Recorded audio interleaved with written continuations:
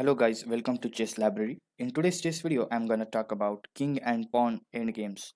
These are the building blocks that's supposed to understanding of all other endgames. Once you understand this endgame, it is good to trade all your pieces entire the endgame. The most important to king and pawn endgame, knowing the rows will give you a many victory and can also help you to draw the game being a pawn down. So let's get into the video right away.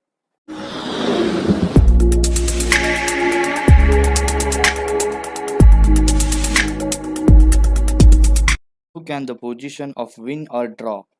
The key idea is opposition. In this position, both kings are battling the square c6, d6 and e6.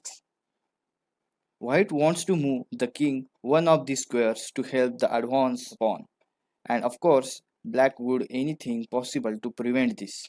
White wants to move the king one of the squares to help advance the pawn, and of course black would anything possible to prevent this. King e5, king d7, d5, king d7. White would advance the f6, but then black would play king d6 and win the white's pawn. Let's go back. After d6, black must know exactly what to do in order to draw the game. When defending this position, remember the always king directly in front of the pawn. King to always stay on the same file. The only move to draw the game, black plays king to d8. Let's see what happens when black plays any other king move after a king e8, king e6, king d8. When the pawn advances the 7th rank, the defender always wants to move b with a check. Notice that after d7, the black king is not in a check. And after king c7, now white plays king e7, protecting the promotion square and promoting the pawn in the next turn. In that position, white wins. In the second position, if black tries to move king c8, king e6 and king d8, white advances the pawn with 7th rank once again without a check. Black's king is forced to move from a promotion square. After king c7, king e7, and once again black loses the game. The only move for black is king d8. After king e6, black gains the opposition with king e8. If white kings to move away, black will immediately move in front of a passed pawn. Back and forth. Same file of a pawn after a d7 check. The pawn advances to the 7th rank, which means black's king move in front of a pawn with king d8. If white moves king away from the pawn, black simply capture it. Or after a king d6, the position is a stalemate or a draw.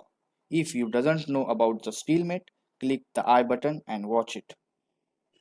Look at the another example. White has only one winning move, that is, king takes in front of a passed pawn, king e5. White takes the opposition to black. Now it's black turns. If black plays king d7, then white plays king f6. If black plays king e8, then white plays king e6. Black plays king to f7. Then white plays king to d6. Now black plays to king f6. It's a horizontal opposition. White simply plays e5, check the black king. And after king f7, white takes the opposition to king d7. White's king is now protect the 3 squares to promoting the queen, so black loses the endgame. In this position, white plays king b5. Then black plays king b7, opposition to the white king. After a6, king a7. White king plays a5. Then black king plays a8, king b6, king b8, a7. It's a check. And then black plays king a8. Now white plays away from the pawn. Then black simply capture the pawn. Or white plays king a6. that this position is draw. It's a stalemate. Direct opposition can be tricky idea to learn, but once you understand it with the winning and draw games, then like this video and click the subscribe button and hit the bell icon for some interesting chess tricks and puzzles. Thanks for watching and see you in the next video.